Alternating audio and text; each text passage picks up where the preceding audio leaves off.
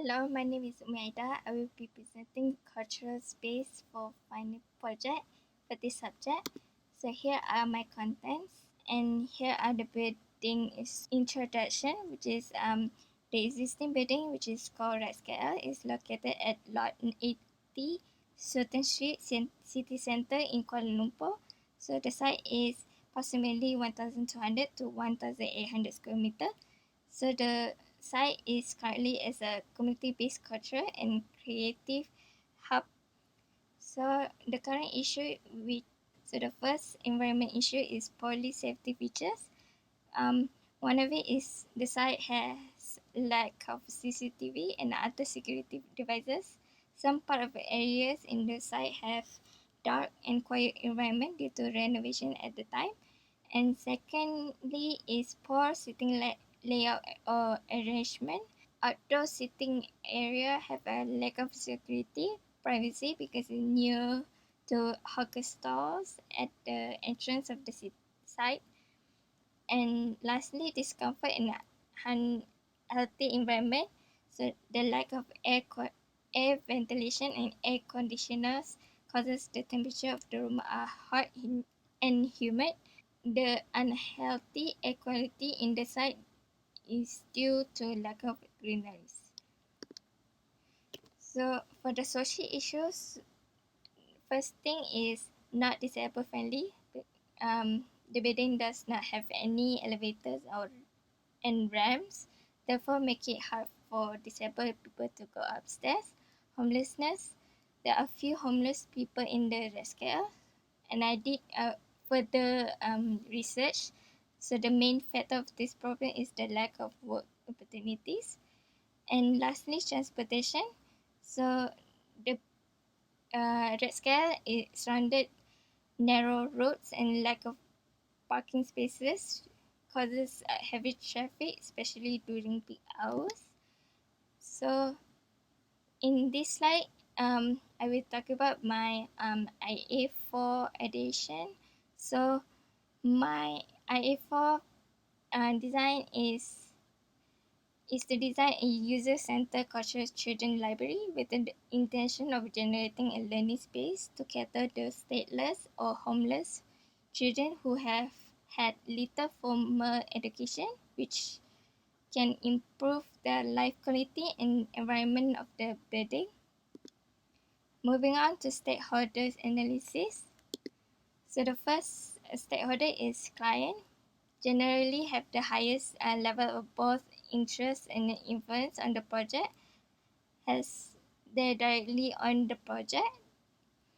And next is main contractor. So the main contractor is responsible for planning and implementing the project and all of the activities involved in its completion. Due to the role of this stakeholder, they have an extremely high level of interest in the project and a relatively high level of influence of it. And next is designer. So this stakeholder group will design construction aspect of the project, but are doing so in order to meet the requirement of the client.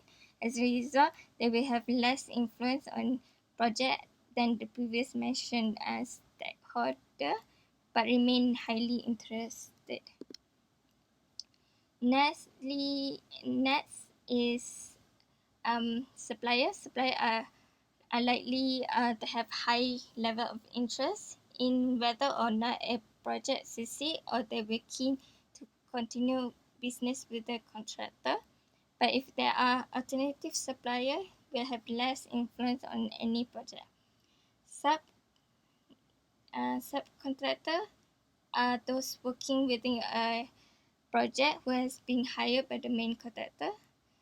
So they only undertake specific work, such as electrical, and this stakeholder group have a low level of influence over the project as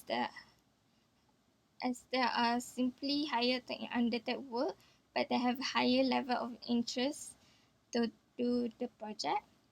And lastly, government authorities.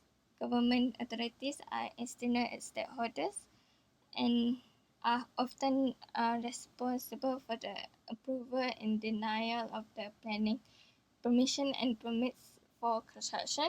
They are therefore largely influential and a high level of interest.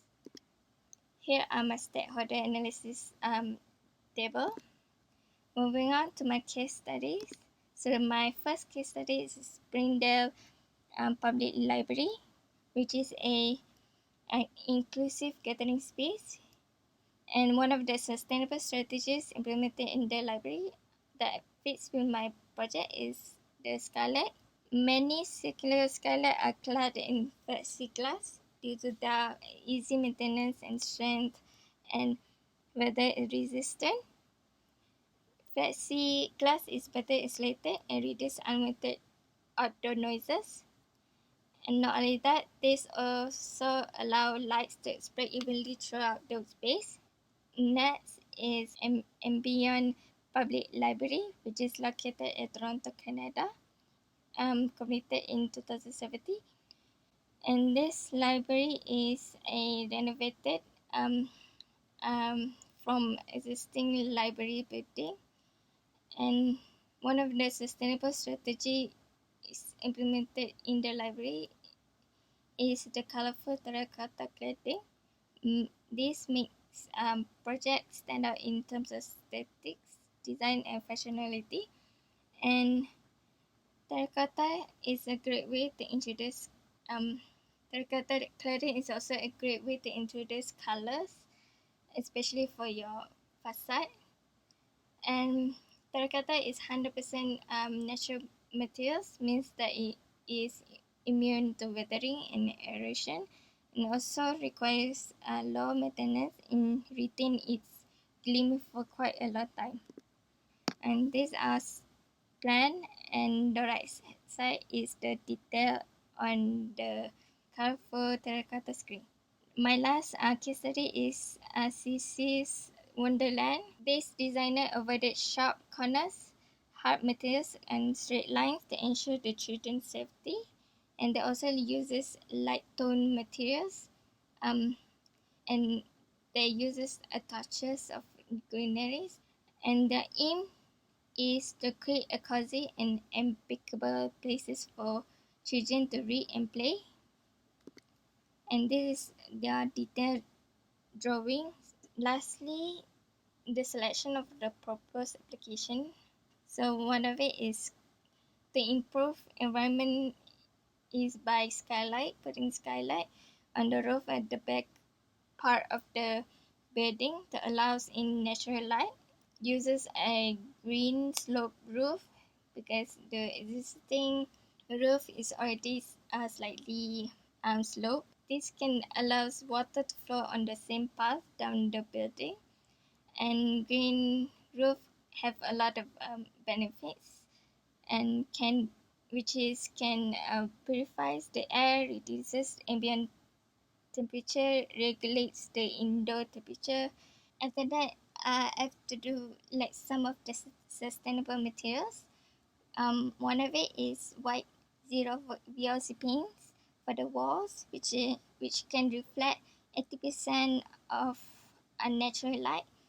And also, I have to make use of materials that are durable and appropriate to the environment, especially the carpentry. This to reduce manufacturing the materials. And lastly, terracotta screen. Terracotta screen will apply at the facade of the building. And terracotta is no, it's actually in ideal materials for exterior because they have a lot of advantages such as low maintenance and so on. And here are my plan. So in this ground floor, um, I did a lot of ramps and a lot of organic shapes, no sharp edges, since this area are meant for toddlers.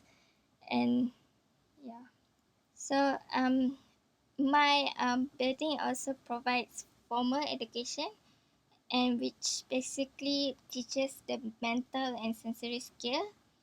And we have a facilities. You can access the computer lab to learn more about the digital writing. We have also workshop, and located is at the toppest level.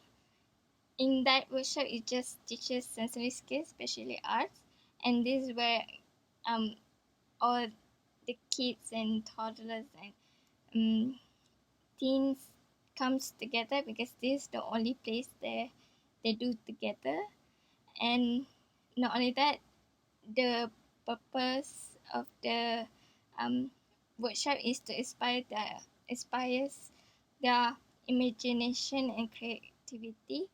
And lastly, no sharp edges to prevent any accidents. And these are my reference, and that's all for me. Thank you.